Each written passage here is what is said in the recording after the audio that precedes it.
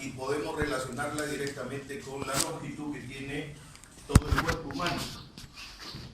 De tal manera que si nosotros tratamos de ver proporcionalidad entre el tamaño de la cabeza y el tamaño del cuerpo, va a ir cambiando de acuerdo a la edad, ¿ya? De tal manera que al momento del nacimiento, ¿ya?, vamos a encontrar de que la proporción de la cabeza es 1/4 en relación al tamaño del cuerpo, ¿ya? Cuando vamos desarrollándonos, ya llegamos a la edad de 7 años, la proporción de la cabeza va a resultar ya un poco menor. Vamos a encontrar de que va a ser la 1/5 parte, ya, la 1/5 parte del tamaño del cuerpo.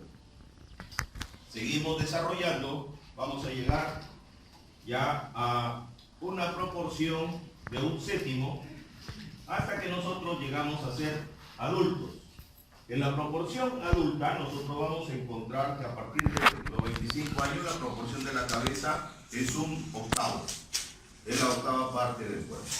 Entonces, con esto tratamos de ver que conforme va desarrollándose el cuerpo humano, el tamaño de la cabeza va a ir disminuyendo, ¿ya? Si ustedes agarran y ven los fetos, ¿ya?, o ven una figura de un feto, se habrán podido dar cuenta que en la etapa fetal el tamaño de la cabeza es mucho más grande, ¿ya? Es casi la mitad. En el estadio fetal el tamaño de la cabeza es la mitad del cuerpo del feto, ¿ya? A ver si puede alguien avanzar, por favor. Las proporciones también con relación a la cabeza varían de acuerdo al aspecto genético, al aspecto racial. Ustedes, por ejemplo, cuando ven la cabeza de las personas de raza negra, ¿ves?, podrán observar que la cabeza de las personas de raza negra son un poco más altas, son un poco más alargadas y son un poquito más de menor ancho, en el sentido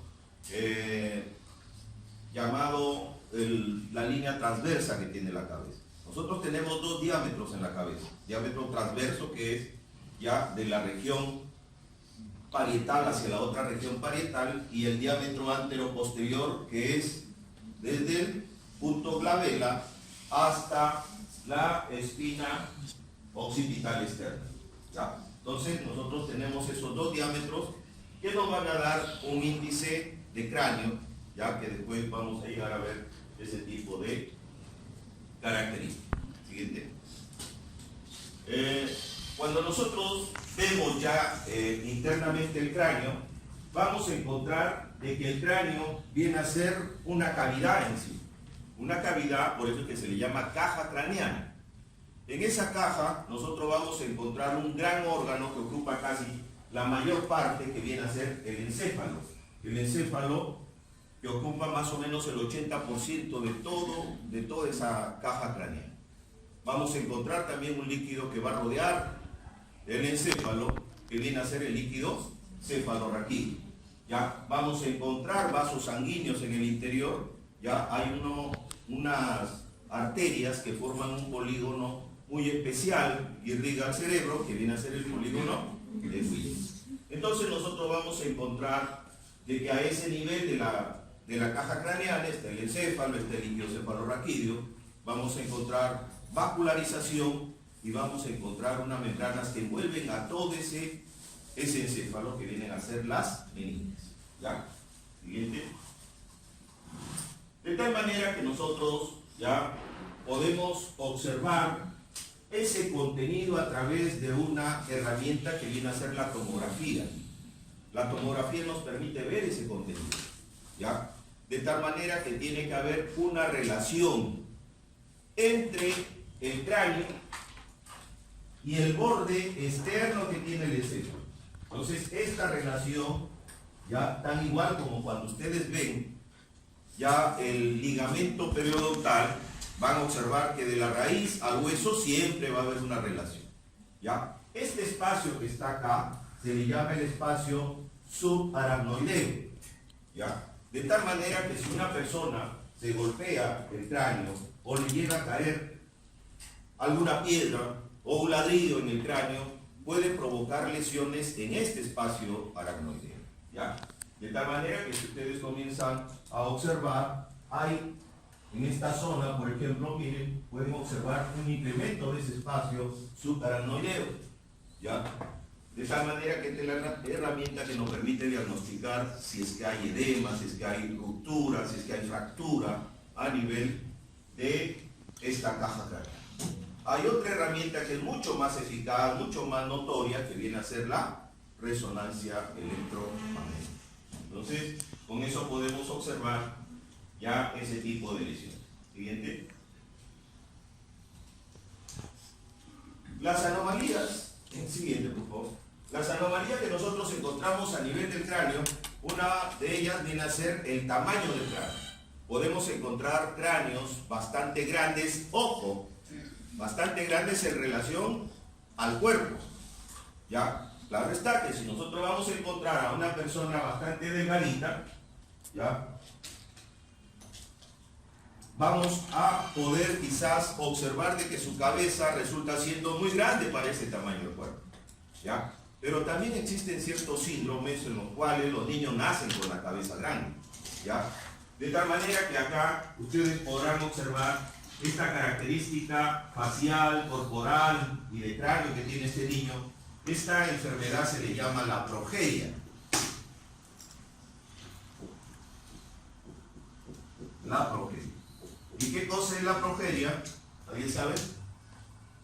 Es la vejez prematura, ¿ya? Es la vejez prematura.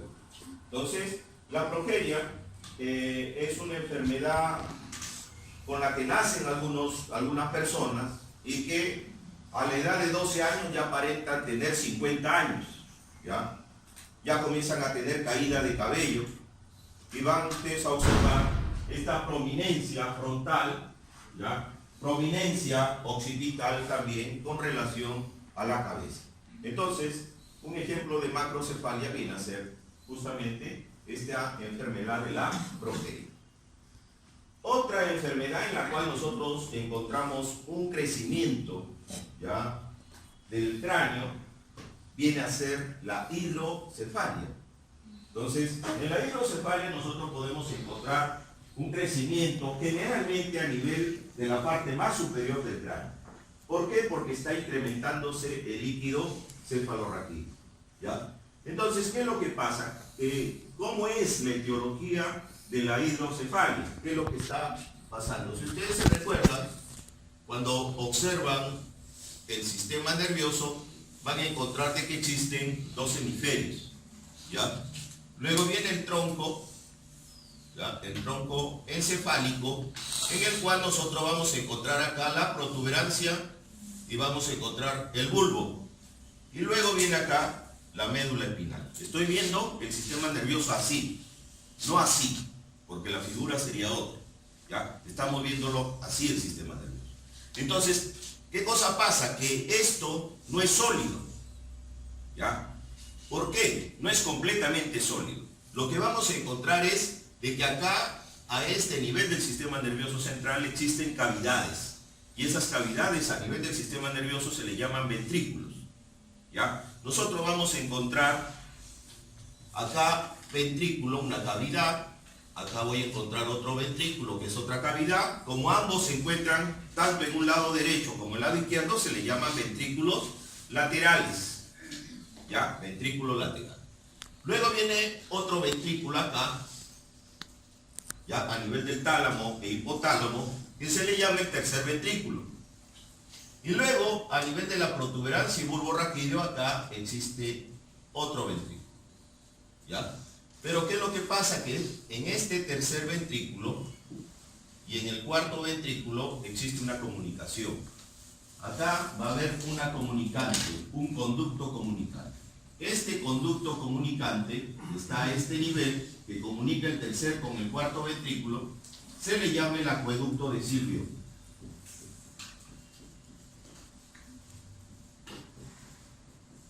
El acueducto de Silvio. Entonces, ¿qué es lo que pasa?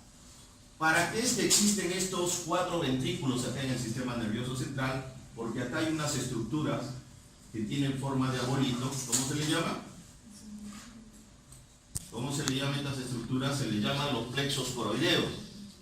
¿ya? Vamos a encontrar acá los plexos coroideos. ¿Para qué sirven esos plexos coroideos, doctores?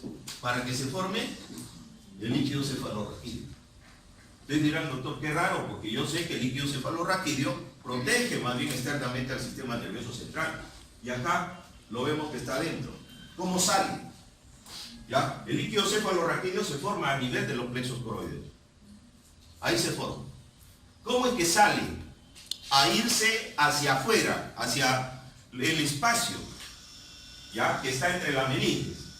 Va a salir a través de conductos que se encuentran a nivel del cuarto ventrículo. Estos conductos se le llama el conducto de Luschka y Magendie, ¿ya? Por estos conductos sale el líquido cefalorraquídeo y así ese es el ciclo que cumple. Acuérdense que el líquido cefalorraquídeo recorre toda la parte externa del sistema nervioso central. Entonces vemos que así es como se forma el líquido cefalorraquídeo. ¿Qué es lo que va a pasar en esta enfermedad? En esta enfermedad hay una alteración a este nivel. ¿Qué cosa hay? Una obstrucción del acueducto de Silvio. Por lo tanto, si se obstruye el acueducto de Silvio, ¿qué cosa va a pasar? ¿Va a poder drenarse el líquido cefalorraquídeo? No se puede. Se queda acá, comienza a incrementarse. O sea que acá vamos a encontrar una macrocefalia, no por un exceso de tejido, sino incremento de líquido cefalorraquídeo. Es por eso que ese líquido que se está incrementando acá tiene que drenarse. Ojo, drenarse no quiere decir de que lo bote, que le haga un huequito para sacar ese líquido cefalorraquídeo. No, ese líquido es útil para el organismo, ¿ya?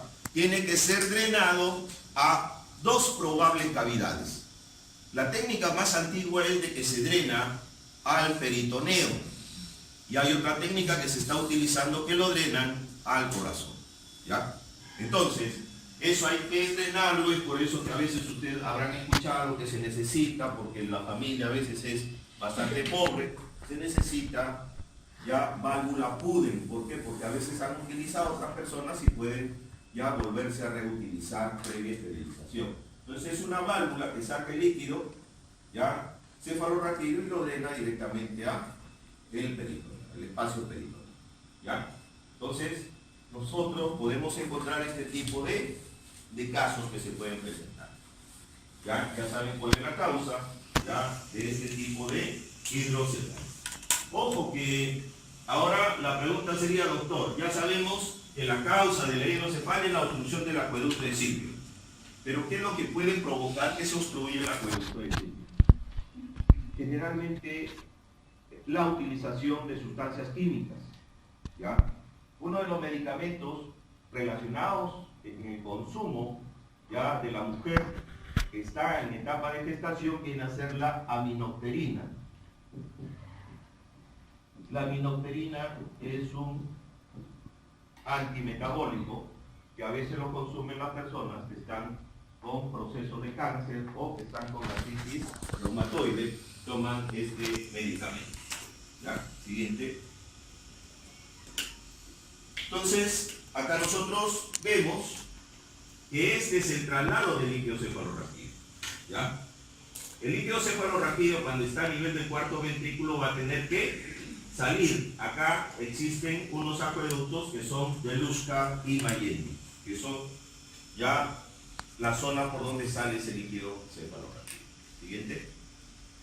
El drenaje puede ser directamente al peritoneo o bien puede drenarse al corazón, ¿ya?, a través de ciertas válvulas que se van a colocar en el espacio, ¿ya?, donde existe la mayor cantidad de líquido cefalorraquídeo.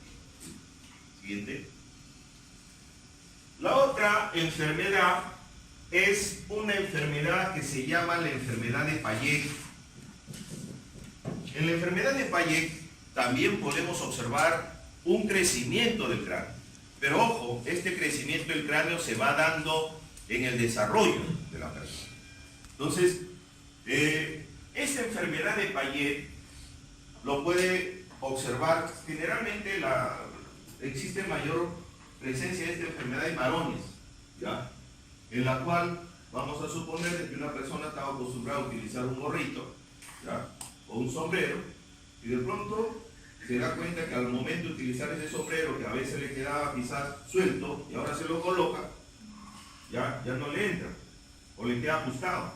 Entonces, ¿qué es lo que está pasando? Está pasando un engrosamiento de las corticales del cráneo. De tal manera que cuando comienzan a observar o le toman una radiografía, van a encontrar que las paredes del cráneo se están engrosando, ¿ya? Entonces, en esta enfermedad de Payet no solamente comienza a engrosarse la corteza, ya, ósea del cráneo, sino también comienzan a engrosarse otros huesos, generalmente los huesos de la cara, como la mandíbula. Si ustedes observan a este paciente, miren ya cómo ha crecido la parte ósea de esta mandíbula. ¿Ya? Generalmente a nivel del cuerpo de la mandíbula comienza a haber un engrosamiento. ¿Ya? Se desconoce la causa de la enfermedad. El padecimiento de esta enfermedad se ha asociado con los virus del sarampión y de la rubiola. También se sabe que existe un importante factor genético o familiar. Bueno, algunas veces se ha encontrado de que ha habido por ahí un abuelito, un papá que ha tenido este tipo de enfermedad. Ojo que a veces el problema de estos pacientes más va porque hay presión a veces de otras estructuras orgánicas, ¿ya? La presencia de esta enfermedad en varios miembros de la familia, todo ello hace sospechar la transmisión por un mecanismo genético en este tipo de pacientes. Siguiente. ¿Cómo se diagnostica? ¿Qué herramientas son necesarias para diagnosticar esta enfermedad de Payet? ¿Qué cosa hay que pedirle al paciente? Generalmente se pide este tipo de enzimas que son las fosfatasas alcalinas, ¿ya? Las fosfatasas alcalinas están altamente altas en estos pacientes. En un análisis rutinario o su hallazgo casual en una radiografía solicitada por otros motivos, ¿ya? Vamos a suponer de que viene este paciente y ustedes quieren hacerle colocación de brackets, ¿ya? Y de pronto ven que la corteza, al momento que ven la corteza en el cráneo, ven que está bastante ancha. Entonces a lo mejor este paciente por algo rutinario se le diagnostica la enfermedad, porque generalmente la sintomatología va cuando ya se ha engrosado demasiado y comienza a haber presión de algunos órganos ya especiales, como pueden ser la parte posterior del cerebro, que viene a ser la región occipital, que muchas veces el paciente comienza a tener náuseas o comienza a tener visión borrosa, ya, porque el núcleo óptico se encuentra en la región occipital. Entonces, puede ser por esos hallazgos que recién se dé el factor causal, ¿no? de este tipo de enfermedad que puede estar teniendo el paciente. La enfermedad puede afectar a un solo hueso. Cuando esta enfermedad de Payet es afectada en un solo hueso, se le llama monostótica. Y cuando afecta a varios huesos, se le llama poliostótica. O sea, puede afectar otros huesos, no solamente huesos del cráneo, como le digo, puede afectar la mandíbula, puede afectar el esternón, otros huesos pueden también comenzar a engrosarse, ¿ya? El dolor es motivado por el acarnamiento del hueso y la producción de microfracturas debido a que el hueso que se forma es de mala calidad. O sea, ese hueso que está creciendo no tiene la misma dureza que un hueso normal, es de mala calidad, ¿ya? Es un dolor óseo profundo que se agrava al permanecer de pie o al caminar. Entonces, si están afectados algunos huesos de las extremidades, va a comenzar a tener el paciente este tipo de molestia, ¿ya? Siguiente.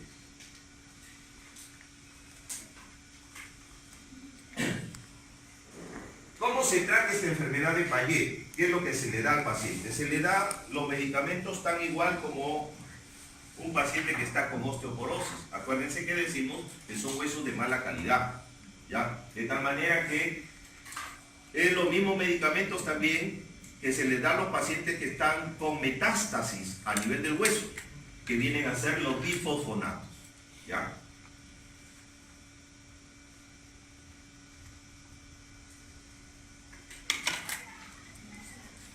Estos bifosfonatos son utilizados, pero hay que tener bastante cuidado. ¿Por qué? Porque a la vez que va a actuar mejorando la estructura ósea, el remodelado óseo, tiene un efecto adverso.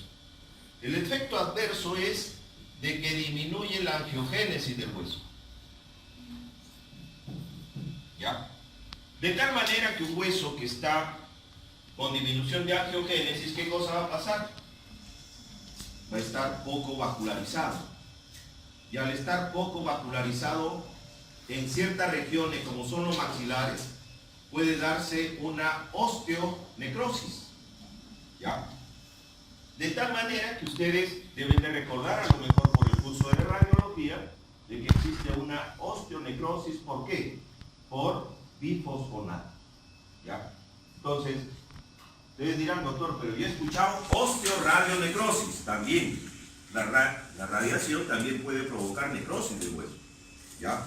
Pero en este caso, quien provoca la necrosis del hueso vienen a ser los bifosfonatos.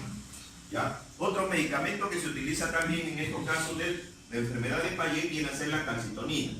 ¿Ya? La calcitonina se le da a los pacientes, ¿ya?, como aerosol nasal, que se le llama el miacalcin, o por vía subcutánea, que puede ser el medicamento calcimar o mitracin. ¿Ya? Entonces tenemos dos opciones para tratar este tipo de paciente con enfermedad de Payet. ¿Ya? Siguiente. Así como existe la macrocefalia, también existe la microcefalia. ¿Ya?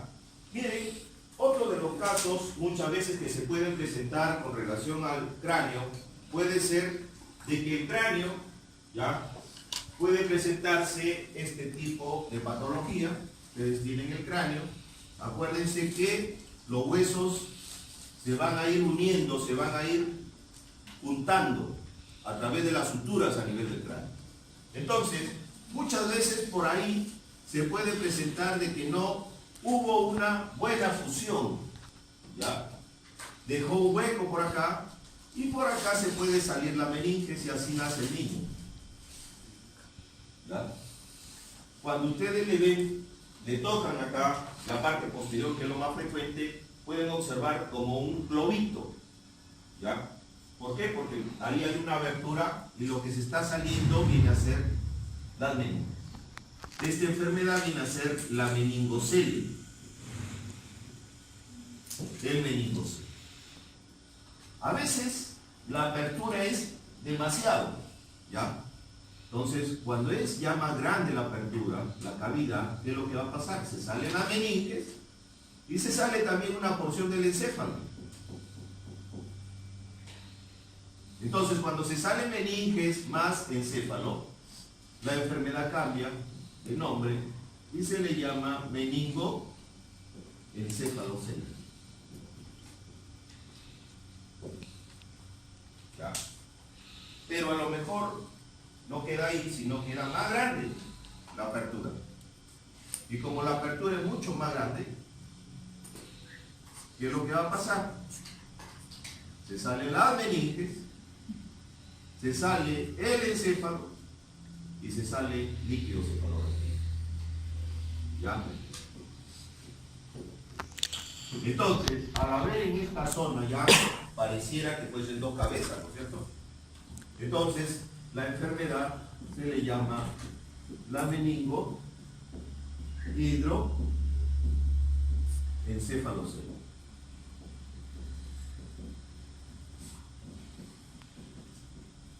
¿Ya? Entonces, vemos que puede darse, se están observando muchos de estos casos por hipertermias, ¿ya? Por hipertermias, ¿ya? Aquellas mujeres que les gusta irse a los saunas, ¿ya? De tal manera que por ahí está encontrándose muchos casos de este tipo, ¿ya? Muy bien, en la otra enfermedad que se presenta viene a ser la microcefalia, ¿ya? La microcefalia, muchas veces, ojo, y ya les he dicho que el tamaño de la cabeza está en relación al tamaño del cuerpo, ¿ya? Imagínense que ustedes ven a un pesista, ¿no es cierto? ¿Ya? Un pesista que es alto, y cuando le ven la cabeza, tiene una cabecita chiquita que pareciera la cabeza de un niño. O sea, generalmente la microcefalia está en relación al tamaño del cuerpo, ¿ya? Pero ¿Con qué patologías está relacionada directamente la microcefalia? Generalmente en mujeres que han consumido demasiada nicotina, que han fumado demasiado. Entonces, el fumar durante la gestación puede traer como consecuencia la microcefalia y el retardo mental. Otra de las causas viene a ser en aquellas personas que les ha dado la rubiola, ¿ya?, durante la gestación. Entonces, son las causas para que un niño nazca con microcefalia. Siguiente.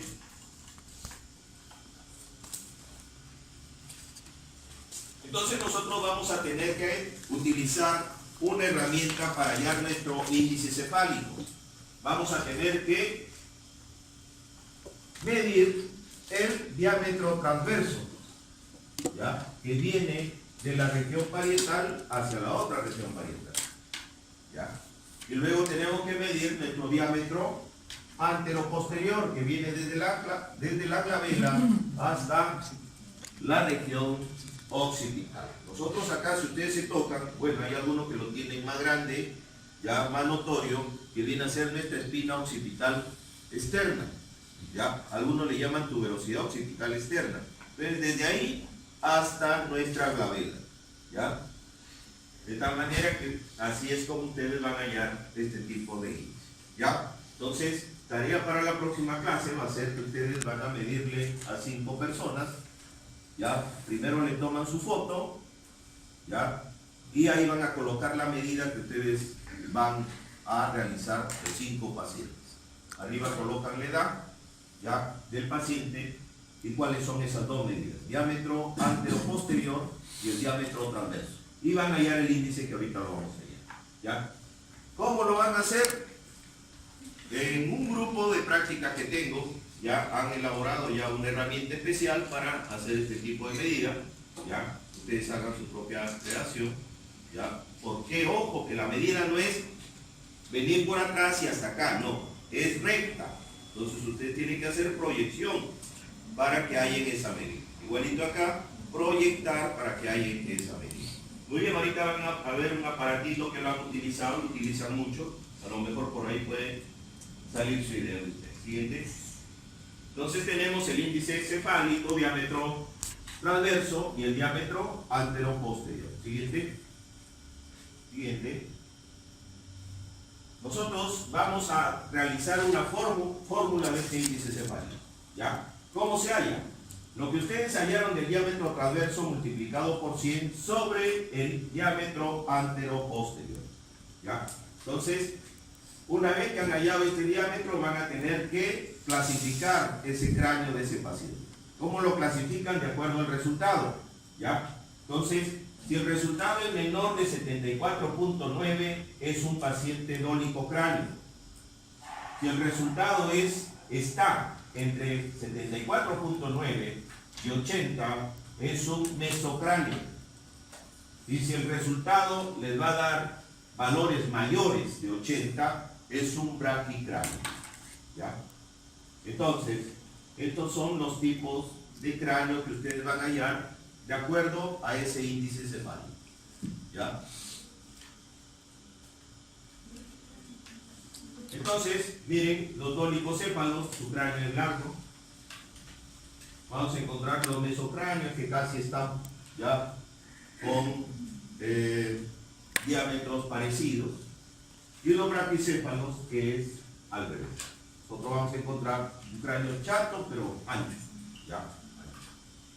Entonces, así es como encontramos. Miren este aparatito que han utilizado ahí para medir el índice cefálico que tiene el niño cuando nace, ¿ya? Entonces están midiéndole tanto el diámetro antero-posterior como el diámetro transverso, ¿ya?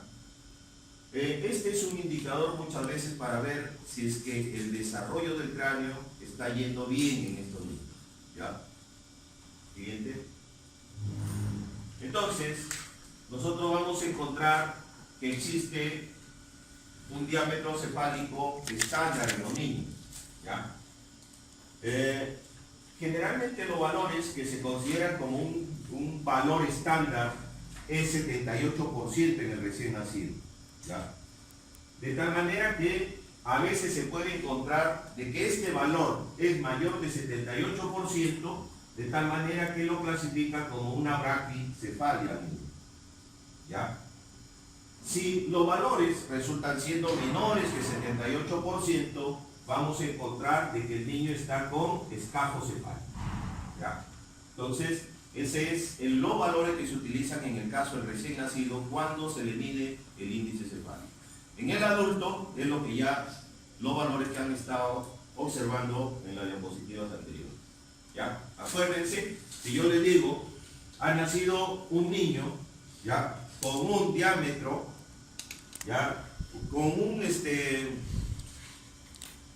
un valor de índice cefálico de 80, por ejemplo. ¿Qué tipo de cráneo tiene el niño? De 80%. Es un braquicefálico.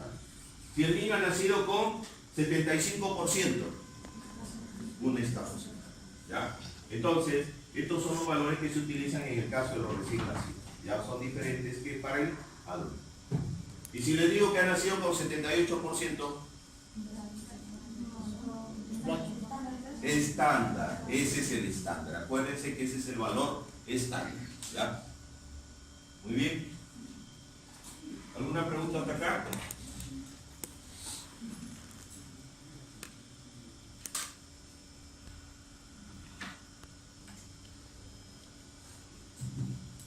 Siguiente. Ya. Miren, en el caso de los valores, muchas veces que hay que tomar en cuenta es de que al hacer esas medidas del índice craneal, vamos a tener que estar observando la edad en meses del niño. ¿Ya? La edad en meses del niño para ir observando esa desviación del índice craneal.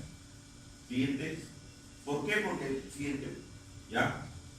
Si nosotros tenemos el siguiente caso, un bebé de un mes, ¿ya?, con una desviación de 18%, se considera normalmente un caso severo, pero este caso puede corregirse solamente con tratamiento postural y medidas preventivas. Un bebé de 3 meses con 14% es un caso límite, siendo muy riguroso con las medidas preventivas y posicionales. Acá estamos viendo una desviación. A ver, retrocede por favor. Retrocede al otro. ¿Ya? Vamos a suponer de que nuestro niño que le hemos medido tiene 3 meses de edad. ¿Ya? Si tiene 3 meses de edad, yo le he medido a este niño y su índice me da, vamos a suponer, 85%, su valor. ¿Ya? Entonces, ¿qué es lo que yo voy a hacer? Voy a colocar esta desviación 85 menos 78. 85 menos 78, ¿cuánto es? ¿Cuánto es? 7%. ¿Ya? Entonces me voy yo a mi regla que está, a ver la siguiente, que está acá, y digo 3 meses. ¿Ya? Acá lo vi. ¿Y cuánto era lo que había obtenido yo? 7%. ¿Ya? Su valor va a estar, ¿dónde? Acá no.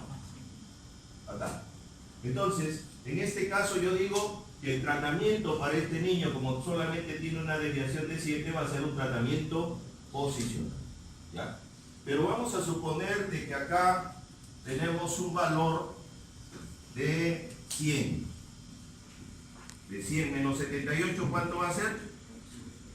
22%. Entonces, sigo con 3 meses. Si ustedes buscan 3 meses, 22, ¿dónde está 22? Acá, 22%.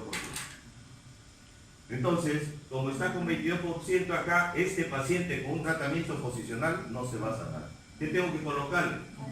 Banda ortésica, que son unas bandas de presión ya para ir modelando el cráneo del niño. Entonces, así es como se halla. Ustedes pueden trabajar con un niño a los 6 meses, ¿ya? Si el niño a los 6 meses tiene un valor de 10%, ¿qué es lo que tienen que hacer? Con tratamiento con valores. Entonces, es la dimensión que ustedes van a ir sacando de acuerdo a ese cociente, a ese índice cefálico que pueda tener el niño. Entonces, esta es una herramienta para que ustedes puedan ver cómo está creciendo el cráneo en ese niño. cómo va a ir cambiando, qué tratamiento tienen que hacer. Y esto tienen que evaluarlo generalmente hasta los 15 meses. Se va evaluando cómo está desarrollándose el cráneo del niño. ¿Ya? Siguiente. Siguiente. Miren, estas son las bandas ortésicas que se colocan en los niños, ¿ya? Para ir regulando el crecimiento del cráneo, ¿ya? Hay otro índice que también se utiliza, que es un índice vértico-longitudinal, que se hace con el mismo diámetro antero-posterior y la altura del cráneo, ¿ya? Nosotros vamos a la parte más superior del cráneo. La parte más superior del cráneo se le denomina ¿cómo se le llama? Vértex. ¿Ya? La parte más superior del cráneo se le denomina vértex, o llamado vértice. ¿Ya? Entonces, la parte más superior, desde la parte más superior hasta el conducto auditivo, viene a ser la altura del cráneo. ¿Ya? Entonces ahí tienen ese índice vértico-longitudinal. Siguiente. Nosotros vamos a encontrar que de acuerdo a ese índice, vamos a encontrar cráneos ya bajos, llamados camicéfalos, cráneos medianos, llamados ortocéfalos, y cráneos largos, llamados ixicéfalos. ¿Ya? Entonces, nosotros podemos hallar de acuerdo a ese tipo de índice, este tipo de cráneo. Siguiente. Ya, retrocede, por favor. ¿Cómo es que se halla ese índice? ¿Qué es lo que tenemos que hacer? Vamos a dividir la altura sobre el diámetro antero-posterior por 100. ¿Ya? Entonces, así es como se halla ese tipo de índice. Siguiente. Y los valores que vamos a encontrar: cabezas bajas hasta 57.6, ¿ya? Entre 57.7 a 62.5, las cabezas medianas o medias, llamados ortocéfalos, y las cabezas que tienen más valor, 62.6 a más, van a ser llamados los ixicéfalos, cabezas altas. ¿Ya? Ya saben, con sus 5 pacientes tienen que hallar estos dos índices. ¿Ya? Muy bien, nosotros podemos encontrar a veces fallas en las suturas.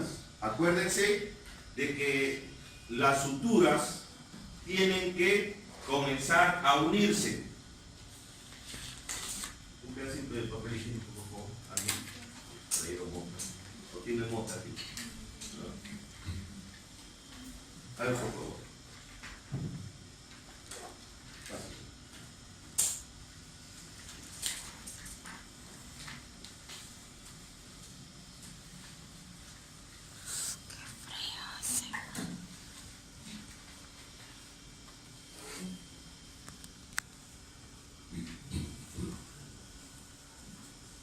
¿Ya? Entonces las suturas tienen que soldarse.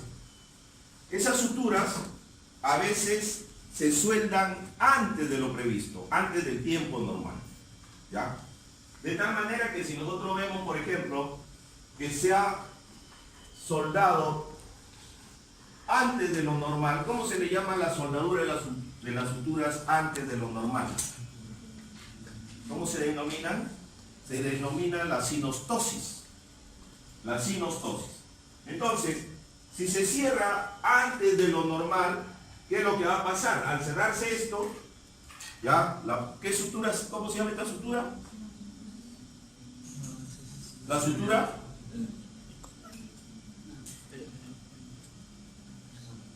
Es de biología, pero no. O anatomía aplicada, ahí les enseñan.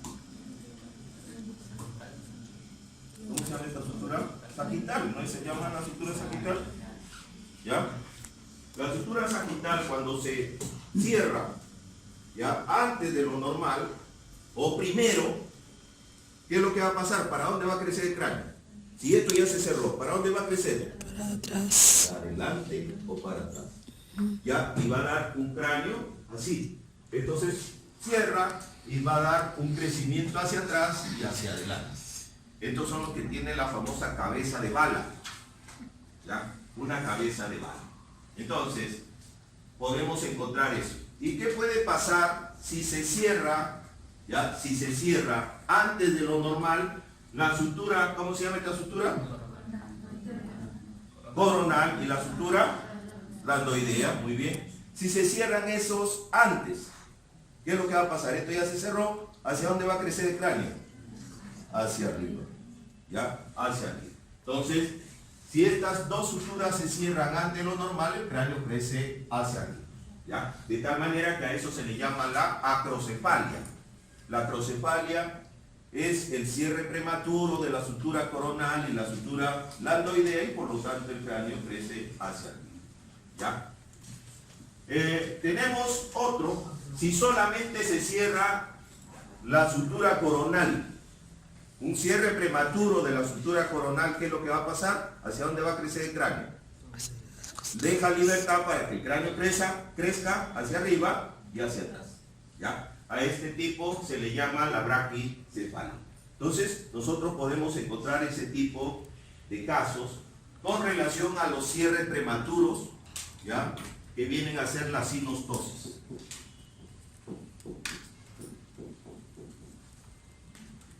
¿Ya? Siguiente. Miren, hay una enfermedad que se llama la enfermedad de Apert, ¿ya? La enfermedad de Apert justamente se caracteriza porque padece de craneosinostosis. En la enfermedad de Apert, ¿ya? No solamente van a haber fallas a nivel craneal, sino estos pacientitos van a nacer con problemas de formación de manos y de pies, ¿ya? Ustedes van a observar fallas en la anatomía de las manos y anatomía de los pies. ¿Qué cosa puede haber? Puede haber falta de dedos, puede haber unión, ¿ya? De dedos, fusión de dedos, ¿ya? Son las características, y a nivel de los pies también hay fallas. Acá, por ejemplo, ustedes pueden observar de que están unidos los dedos, ¿ya? Entonces, en este síndrome de Apert se presentan estas características. Hay craneosinostosis y también hay anomalías a nivel de pies y manos, ¿ya? Siguiente.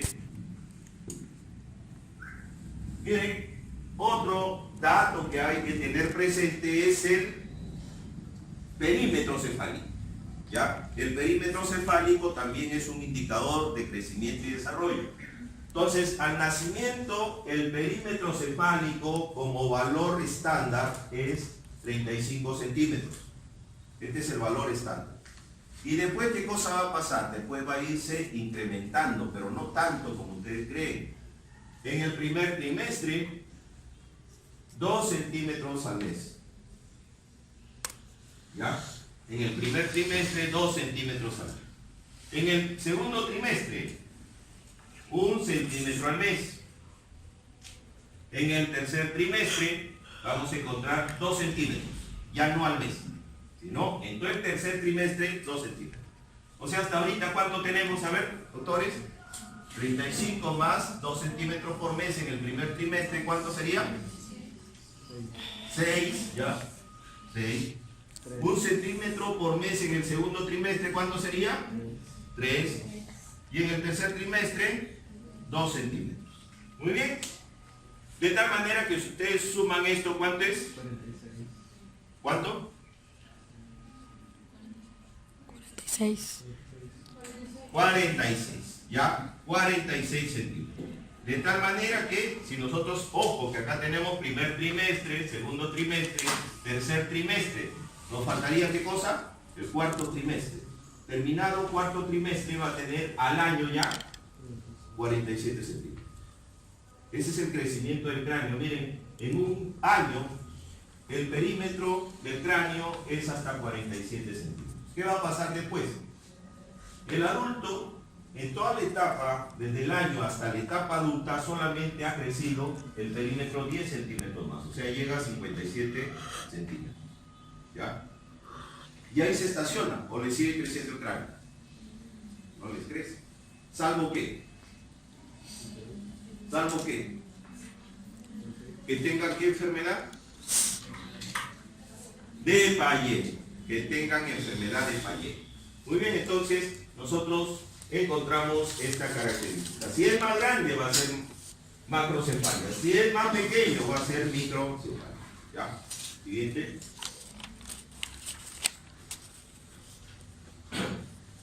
Luego tenemos otro dato que viene a ser nuestra altura craneofacial. La altura craneofacial es un dato que se va a medir considerando el borde inferior de la mandíbula y se van hasta el vértex, ¿ya? Hasta la parte más alta, vértex. A esto se le denomina la altura craneofacial, ¿ya? Y está incluyendo la parte de la cara.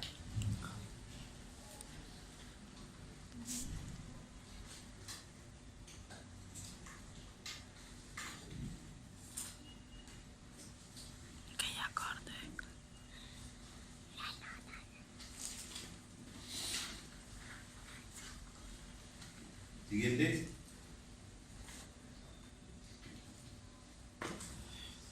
Siguiente. El ancho de la cara. ¿Cómo es que se mide el ancho de la cara?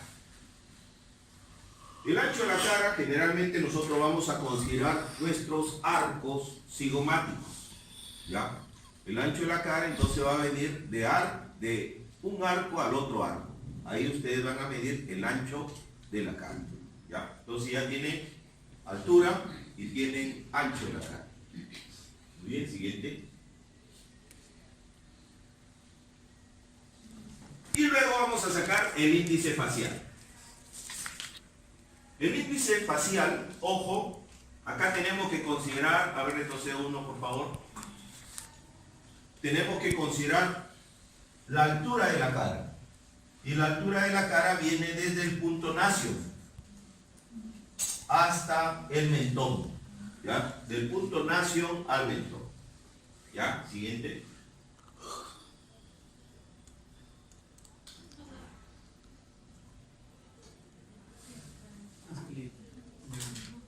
¿Ya? Entonces el índice facial relaciona la altura facial total que viene desde el nacio al mentón en centímetros. ¿Ya? El índice se obtiene por la estimación de la conformación de la cara. Entonces, ya teniendo esos valores, ¿qué cosa tienen que colocar? La altura facial total, que es esta altura que les he mencionado, sobre la anchura facial. ¿Cuál era el ancho facial? De cigomático a cigomático, ¿no es cierto? De ahí ya ustedes hallan su índice facial. ¿Ya? Siguiente. Entonces, el índice facial se va a hallar de esta forma, la altura facial sobre el ancho facial, y lo multiplican por 100. ¿Ya? De 85 a 89.9 mesoprosopo. ¿Ya? El mesoprosopo es el término que se utiliza para un perfil facial, ¿ya? O un índice facial que está dentro del promedio normal. ¿Ya? Siguiente. Muy bien. Ahora sí nos vamos ya al examen de cráneo. ¿Qué es lo que se tiene que hacer para examinar el cráneo? Vamos a suponer de que ustedes les viene un paciente y el paciente cuando le están examinando está así. Así camina, ¿ya? Así anda, así hace sus cosas, ¿ya? ¿Qué es lo que pasó? ¿Qué es lo que tiene ese paciente? Una alteración en la posición del cráneo, ¿ya? Entonces, ¿cuál puede ser la causa que un paciente esté así? ¿Ya? Y ustedes le preguntan al papá y siempre ha sido así, ahorita ya tiene, vamos a suponer, 30 años, y siempre ha sido así, ¿sí? En toda la foto que aparece siempre está así. ¿Qué pasó? Él nació con ese problema, ¿ya?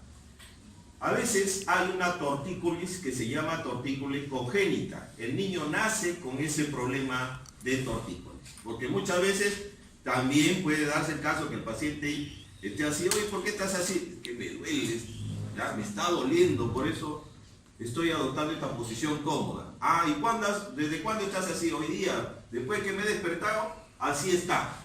Entonces esa es una contractura, que también se llama tortícolis. ¿Ya? ¿Qué puede estar fallando ahí, en ese paciente? ¿Qué músculos están fallando? El esternocleidomatoideo, ¿con qué músculo? También el trapecio. ¿Y esos dos músculos quién los inerva? El nervio espinal, que es ¿qué cosa?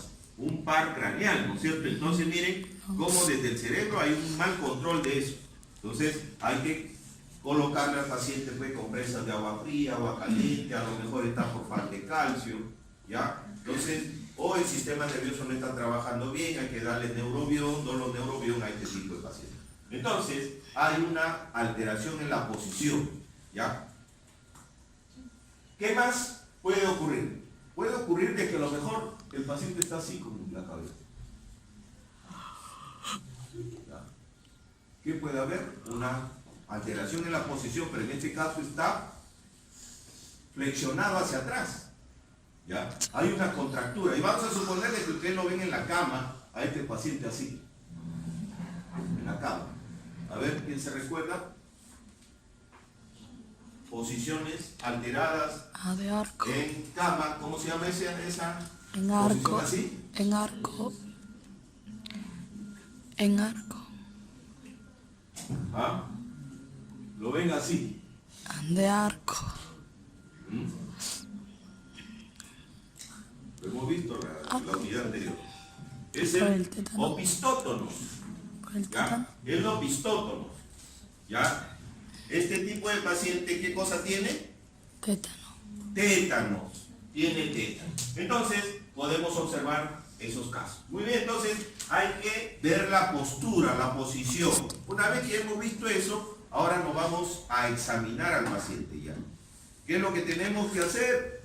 Ya, primero, ya hemos visto la posición, que es utilizando la vista nada más.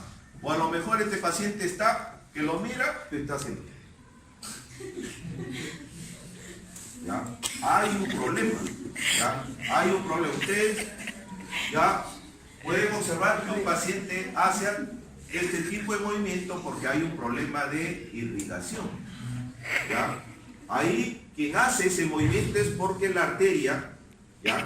La arteria y la vena están siendo o están sacando la sangre con mucha intensidad, con mucha presión, y esa presión hace que el paciente también tenga ese movimiento. ¿Ya? Entonces, ¿qué se hace? ¿No hay alguien acá? Muy bien, entonces ya se van a examinar al paciente y comienzan a hacer con la yema de los dedos su palpación. ¿Ya? Palpan, ¿ya? Y por ahí se encuentran a lo mejor con la protuberancia occipital externa, porque así pasa. He tenido alumnos que así son bien distraídos. ¿Ya? Doctor, mira, acá tiene un bulto, doctor. La parte de bulto, si ahora vamos a ver. No, pero es qué cosa. La protuberancia occipital externa. ¿Ya? Y así son distraídos. El otro día me trae, doctor, mi paciente, ¿qué cosa tiene? Tiene una hiperplasia en el carrillo, en la parte de la segunda molar. A ver, vamos a ver. Pero es la carúncula del conducto externo. Y querían sacarse. Se sigue examinando, llegan acá, doctor, un bulto, ¿ya? Y todavía tienen los dos lados, doctor. ¿Cómo se llama? Apófisis mastoide. ¿Ya? Apófisis mastoide. Entonces, ¿qué cosa yo puedo encontrar? Puedo encontrar exostosis. Exostosis, por ahí están palpando y ven un bulto, ¿ya? Duro. A veces el hueso en ciertas zonas, a lo mejor le cayó un martillo cuando tenía 7 años, ¿ya? Se fracturó ahí y el hueso comenzó a regenerarse, pero regeneró en exceso. Eso se llama exostosis. O a lo mejor están pasando el dedo y ven de que se hunde.